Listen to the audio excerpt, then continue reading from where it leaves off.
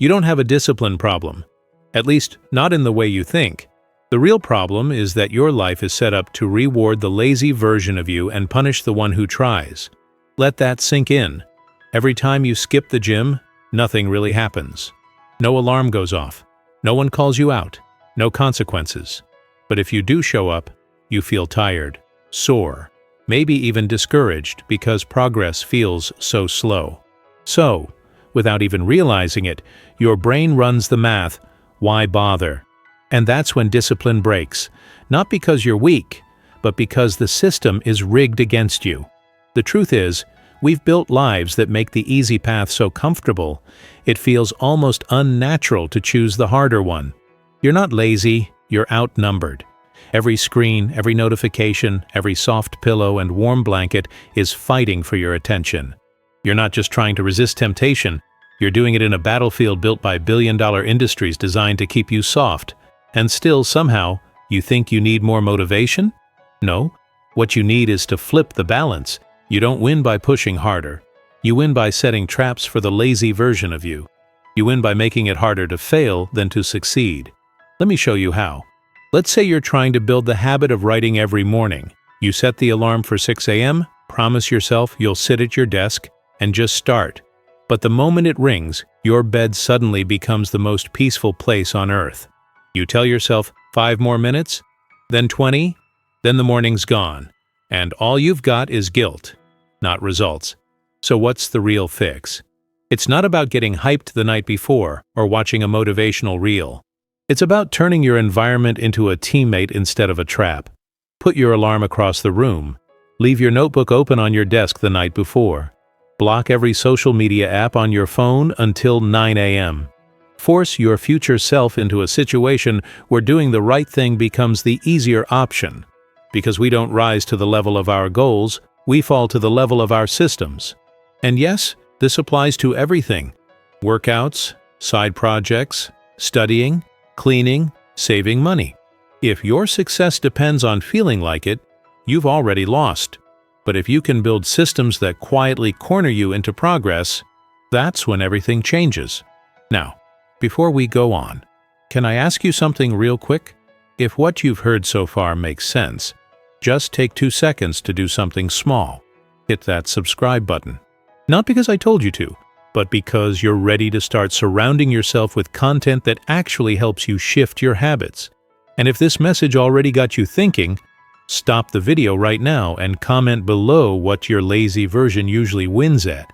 You'll be surprised how many of us are fighting the exact same battles. There's something powerful that most people ignore. We're not wired to chase progress. We're wired to avoid discomfort. That's why we often show up not because we're motivated, but because we're cornered. You don't go to your job every day because you love it.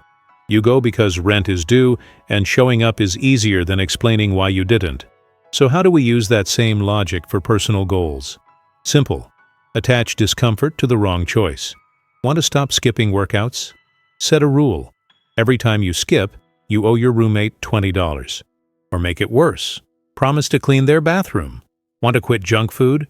Write a sticky note that says, "This cost me a week of progress," and slap it on the snack drawer. Now it's not just a snack, it's a decision with baggage. You're not lazy, your setup is broken. Thumbnail, fix the trap, but here's where most people mess up. They set punishments that are so harsh, they backfire. You don't need to go nuclear. The goal isn't to destroy yourself when you mess up. It's to add just enough friction to make quitting feel inconvenient. Start light. Increase only if it stops working. And remember, your brain is sneaky.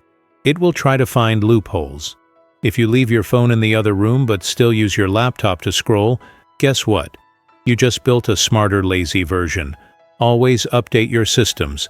Outsmart the part of you that wants the shortcut. Now tell me this, and be honest. What's one thing you've been trying to fix but keep letting slide? Pause this video, scroll to the comments, and say it out loud. You'll feel the shift the moment you own it in front of others. The truth is, discipline was never about being perfect. It's about shifting the weight so that doing the right thing becomes just a little easier than staying stuck. You don't need to transform into a superhero version of yourself overnight. You just need to make today slightly harder to waste than yesterday. We all slip. We all procrastinate. We all have days where we just don't feel like it. That doesn't make you broken. That makes you human.